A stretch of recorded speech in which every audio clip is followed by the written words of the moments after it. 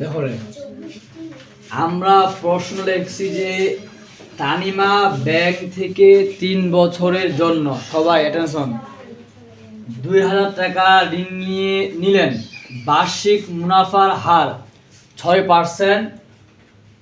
3 বছর পর তাকে কত টাকা মুনাফা দিতে হবে? এখন আমাদেরকে প্রশ্ন করছে যে মুনাফা কত দিতে হবে। এখন আমরা সবাই মুনাফার সূত্র জানি না। সূত্র রে, মুনাফার সূত্র কি রে? মুনাফার হার গুণন আসল গুণন সময় ডিভাইডেড 100। ঠিক আছে, এখন আমরা এখানে লিখবো কি কি দেওয়া আছে। এখানে কি কি দেওয়া আছে দেখো, এখানে লিখে দিব। এখানে আচ্ছা বলো, মুনাফার হার কয় পার্সেন্ট রে? মুনাফার হার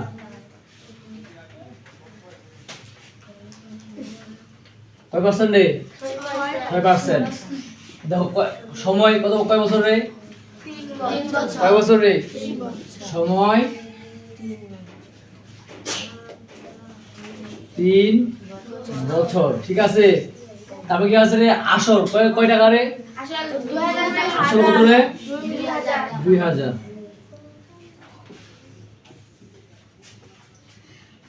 2000 টাকা। ঠিক আছে, এখন আমাদেরকে প্রশ্ন করছে মুনাফা কত। কি রে মুনাফা? মুনাফা কত? তাই মুনাফা দেওয়া আছে কি? আছে রে? নাই। আমাদের কি করতে হবে? মুনাফা বের করতে হবে। মুনাফা সমান ভাগ। এখন আমরা সবাই মুনাফা সমান কি জানি লিখবেন? আমরা জানি। সমাধান দিবেন, আর কি দিবেন? সমাধান দেওয়ার পরে আমরা জানি, আমরা জানি মুনাফা সমান কি রে? মুনাফার হার গুণন আসল গুণন সময়। ঠিক আছে, ডিভাইড কত রে? 100। সহজ অঙ্ক, তাও তো সমান দেখো রে।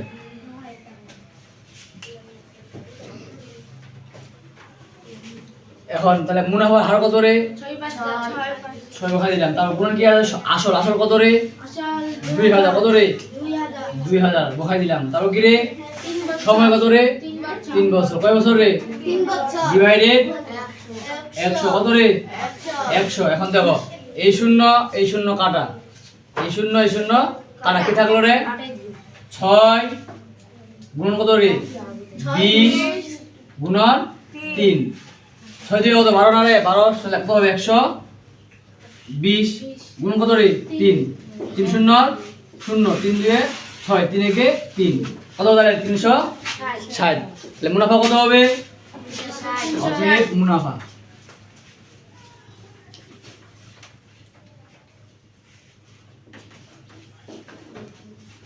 কত রে? 360 টাকা।